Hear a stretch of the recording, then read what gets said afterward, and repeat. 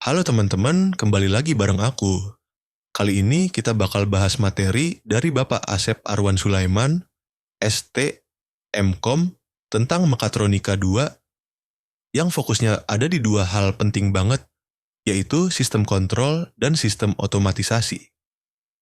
Oke, kita mulai dari yang pertama dulu ya, yaitu sistem kontrol.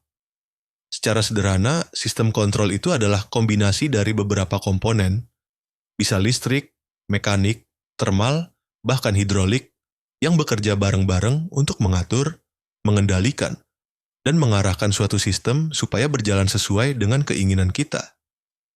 Contohnya gampang, tubuh manusia juga bisa dibilang sistem kontrol. Otak berperan sebagai pengatur, saraf jadi jalur sinyalnya, dan otot yang mengeksekusi perintah. Nah, konsepnya sama seperti itu juga dalam dunia mekatronika. Di dalam sistem kontrol ada beberapa bagian utama, yaitu input, output, dan plan. Input atau set point adalah nilai yang kita inginkan, sedangkan output adalah hasil atau respon sistem yang sebenarnya. Nah, plan ini adalah objek yang dikendalikan, misalnya motor, kipas, atau lift. Supaya lebih mudah, bayangin aja sistem kontrol pada elevator. Dulu elevator dikendalikan manual sama operator, tapi sekarang semua udah otomatis. Ketika kita pencet tombol lantai 4, itu artinya kita kasih input. Sistem kemudian memproses sinyal itu, menggerakkan motor pengangkat, dan menghentikan lift pas di lantai yang dituju. Kalau kecepatannya terlalu tinggi atau posisinya belum pas, sistem kontrol otomatis bakal melakukan penyesuaian. Nah, proses inilah yang disebut feedback. Dan disinilah perbedaan antara sistem kontrol loop terbuka dan loop tertutup. Jadi gini, sistem open loop itu nggak punya umpan balik. Artinya, sistem nggak tahu apakah hasilnya udah sesuai atau belum. Contohnya kayak mesin cuci konvensional. Dia cuma beroperasi berdasarkan waktu, bukan seberapa bersih cucian kita. Kalau waktunya selesai, ya udah, dia berhenti. Kelebihannya, sistem open loop itu sederhana dan murah, tapi kekurangannya, dia nggak bisa menyesuaikan diri kalau ada gangguan. Sedangkan sistem closed loop atau sistem kendali umpan balik punya kemampuan buat menilai hasilnya sendiri. Misalnya AC otomatis, kita atur suhu ke 24 derajat, itu inputnya.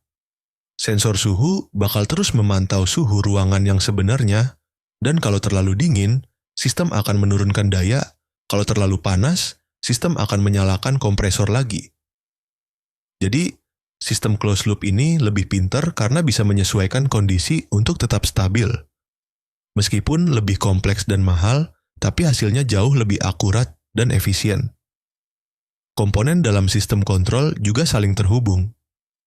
Ada sensor sebagai mata sistem yang mendeteksi kondisi sebenarnya, error detector yang membandingkan hasil dengan nilai acuan, controller yang berfungsi sebagai otak, dan aktuator yang menjadi otot untuk melaksanakan perintah. Selain itu, ada juga plan atau proses yang dikendalikan, serta disturbance, yaitu gangguan yang bisa mempengaruhi kinerja sistem. Nah, dari sistem kontrol ini kita masuk ke bagian kedua, yaitu sistem otomatis atau automatic system.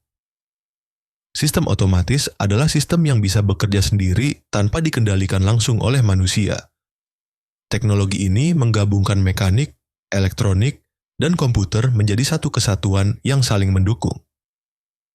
Kalau diibaratkan, sistem kontrol adalah otak, maka sistem otomatis adalah tubuh yang bergerak sesuai instruksi otak tersebut. Dalam sistem otomatis, ada 3 elemen utama yang wajib ada: power, program of instruction, dan control system. Pertama, power atau sumber energi. Bisa dari listrik, baterai, atau aku yang fungsinya untuk menggerakkan semua komponen sistem. Kedua, program of instruction, yaitu instruksi atau perintah yang mengatur bagaimana sistem bekerja.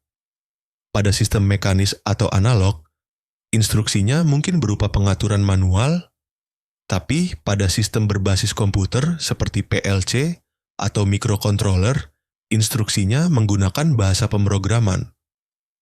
Dan yang ketiga adalah control system, yang bertugas mengatur jalannya seluruh proses sesuai program yang sudah diberikan. Contoh penerapan sistem otomatis ini banyak banget di sekitar kita. Mulai dari toilet otomatis yang bisa mengisi ulang tangki air sesuai kapasitasnya, AC otomatis yang bisa menyesuaikan suhu ruangan, sampai robot assembly di pabrik yang bisa menyusun komponen dengan presisi tinggi. Semuanya berjalan berkat adanya kombinasi antara sensor, controller, dan aktuator yang bekerja secara terkoordinasi. Selain itu, sistem otomatis juga dibagi menjadi dua jenis, discrete dan continuous.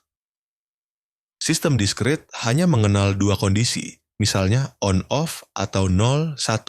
Contohnya saklar lampu otomatis, kalau gelap nyala, kalau terang mati. Sedangkan sistem continuous bisa mengenal lebih dari dua kondisi, misalnya kipas angin otomatis yang punya kecepatan 1, 2, dan 3. Atau AC inverter yang bisa menyesuaikan suhu secara bertahap. Gabungan antara sistem kontrol dan sistem otomatis inilah yang disebut automatic control system. Contohnya ada di printer yang mengatur pergerakan kertas, kamera yang mengatur fokus otomatis, atau lift yang menyesuaikan kecepatan dan posisi dengan presisi tinggi. Jadi, kesimpulannya teman-teman, Mekatronika 2 ini membahas bagaimana sistem kontrol dan sistem otomatis saling melengkapi untuk menciptakan sistem yang cerdas, efisien, dan responsif. Semua teknologi modern yang kita pakai sekarang, mulai dari kendaraan listrik, robot industri, sampai smart home, berdiri di atas prinsip dasar yang sama. Kontrol yang terintegrasi dan otomatisasi yang adaptif.